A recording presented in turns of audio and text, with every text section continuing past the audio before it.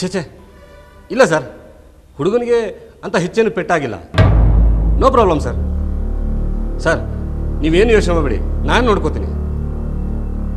ಹಾಂ ಸರಿ sir, okay sir, ನಮಸ್ಕಾರ ಸರ್.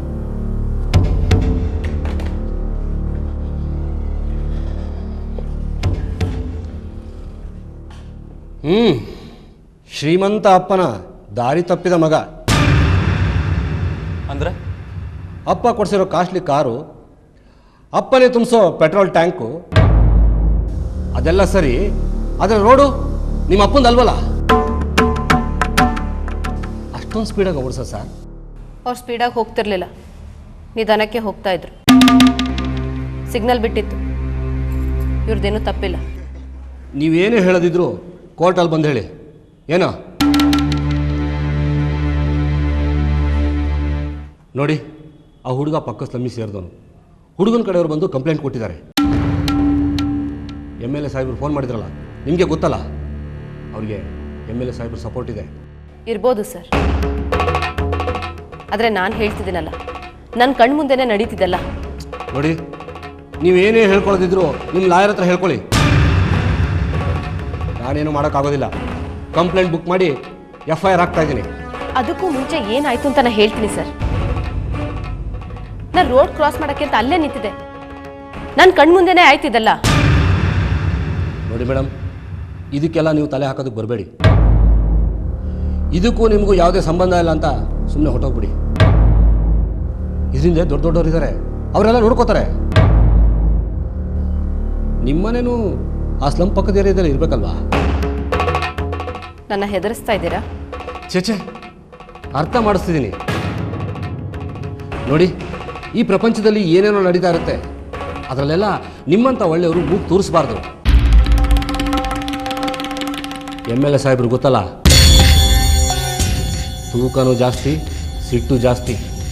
ಸರ್ ಪ್ಲೀಸ್, ನಾವೊಂದು ಮಾತು ಹೇಳ್ತೀನಿ. MLA ಅವ್ರ ಹತ್ರ ನಾನು ಮಾತಾಡ್ತೀನಿ. ಪ್ಲೀಸ್ ಸರ್, ಈ ರಗಳೆ ಎಲ್ಲ ಬೇಡ. ಏನು ಮಾಡಬೇಕೋ ಎಲ್ಲ ಮಾಡೋಣ. ಇವತ್ತೇ ಎಲ್ಲ ಸೆಟಲ್ ಮಾಡ್ಬಿಡಿ ಪ್ಲೀಸ್. ಇದಪ್ಪ ಶ್ರೀಮಂತನ ಬುದ್ಧಿವಂತಿಕೆ ಮಾತು. ಸರಿ ಸರ್. ಏನ್ರಿ ಹೇಳ್ತಿದ್ರಾ? ನೀವೇನು ತಪ್ಪೇ ಮಾಡಿಲ್ಲ. ಇವ್ರು ಹೆದರಿಸ್ತಾ ಇದ್ದಾರೆ ಅಂತ ಇವ್ರ ಜೊತೆ ರಾಜಿ ಆಗ್ತಿದ್ದೀರಾ? ಸರ್ ಹೇಳಿದ್ನಲ್ಲ, ಈ ರಗಳೆ ಎಲ್ಲ ಬೇಡ ಪ್ಲೀಸ್. ಇವತ್ತೇ ಎಲ್ಲ ಸೆಟಲ್ ಮಾಡ್ಬಿಡಿ. ನಾ ಹೊರಡ್ತೀನಿ. ಇಷ್ಟೆಲ್ಲ ಆದ್ಮೇಲೆ ಇಲ್ಲಿ ನನ್ನ ಅಗತ್ಯ ಇಲ್ಲ ಅಂತ ಕಾಣಿಸುತ್ತೆ. ಒಂದು ನಿಮಿಷ ಮೇಡಮ್, ಒಂದು ನಿಮಿಷ.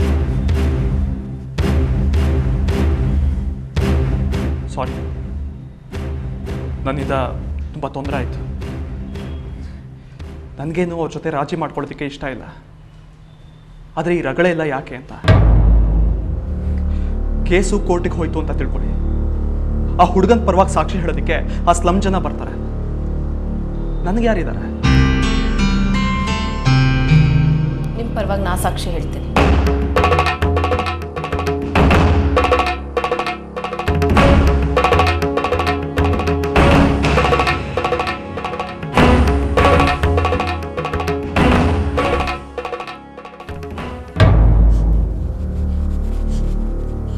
ನೋಡು, ನಮ್ಗೆ ಬರ್ತಿರೋ ಕೋಪಕ್ಕೆ ನಾನು ಏನು ಮಾಡ್ತೀನೋ ನನಗೆ ಗೊತ್ತಿಲ್ಲ. ಅದೇನು ಹೇಳ್ತೀಯೋ, ಅದೇನು ಕೇಳ್ತೀಯೋ ಎಲ್ಲ ನೀನೇ ಮಾಡು. ನಾನು ಎಲ್ಲ ನೋಡ್ಕೋತೀನಿ ಅಂತ ಹೇಳಿದ್ನಲ್ಲ. ನೀನು ಸುಮ್ಮನಿರು, ಒಂದು ಮಾತಾಡಬೇಡ, ಕೂತ್ಕೊಳ್ಳಿ. ಕೂತ್ಕೋ ಅಂದ್ರೆ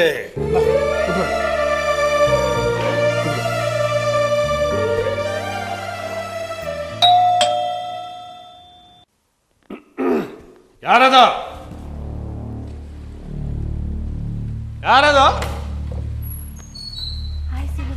ಓಹೋ, ತಾವು ಮನೆ ದಾರಿ ಸಿಗ್ತಾ ನಿಮ್ಗೆ? ನಾನೆಲ್ಲ ಕತ್ಲಲ್ಲಿ ಮನೆ ದಾರಿ ಮರ್ತೋಯ್ತು ಅಂತ ಅನ್ಕೊಂಡಿದ್ದೆ. ಈಗ ಬಾ. ರೋಡಲ್ಲಿ ಆಕ್ಸಿಡೆಂಟ್. ನಾನು ಅನ್ಕೊಂಡೆ ಈ ಥರದ್ದು ಏನೋ ಒಂದು ಆಗಿರುತ್ತೆ ಅಂತ. ಈಗ ಕೈ ಕಾಲು ತೋಡ್ಕೊಂಡು ಬಾ, ಎಲ್ಲ ಒಟ್ಟಿಗೆ ಊಟ ಮಾಡೋಣ. ಅಕ್ಕ, ದೇವ್ಯಾನಿ ಬಂದು ಹೇಳಿ, ಎಷ್ಟೊತ್ತಿಗೆ ಮನೆ ಬರೋದು? ಹೇಳೋರು ಕೇಳೋರು ಯಾರು ಇಲ್ವಾ ನಿನಗೆ? ಓಕೆ, ಏನೋ ಒಂದು ಕೆಲಸ ಇತ್ತು, ಲೇಟ್ ಆಯ್ತು ಅಂತ ಅನ್ಕೋ.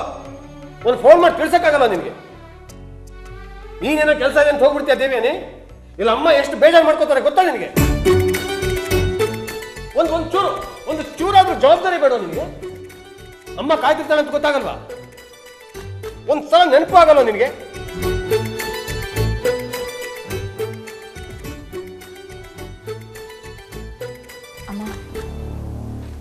ಅಮ್ಮ ಪ್ಲೀಸ್ ಅಮ್ಮ, ನಿನಗೆ ಕೋಪ ಬಂದಿದೆ ಅಂತ ಗೊತ್ತು, ಆದರೆ ದಾರಿಲಿ ಆಕ್ಸಿಡೆಂಟು ನನಗಲ್ಲ, ಬೇರೆ ಯಾರಿಗೋ.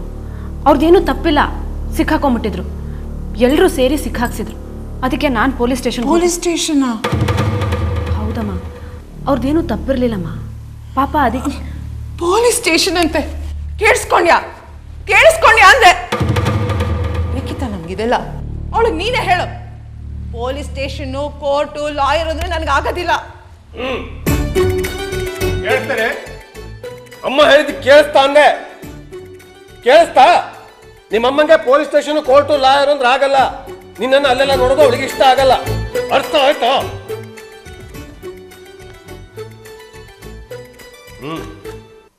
ಅವಳಿಗೆ ಎಲ್ಲ ಹೇಳಿದ್ದೀನಿ, ಇನ್ಮೇಲೆ ಆ ಥರ ಎಲ್ಲ ಮಾಡಲ್ವಂತೆ. ನೀನೇನು ಯೋಚನೆ ಮಾಡಬೇಡ. ನನಗೆ ಸಿಕ್ಕಾಪಟ್ಟೆ ಹೊಟ್ಟೆ ಹಸ್ತಾ ಇದೆ, ಊಟ ಮಾಡ್ತೀನಿ.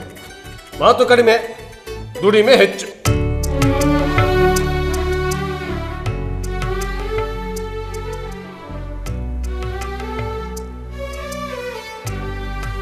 ದೇವ್ಯಾನಿ,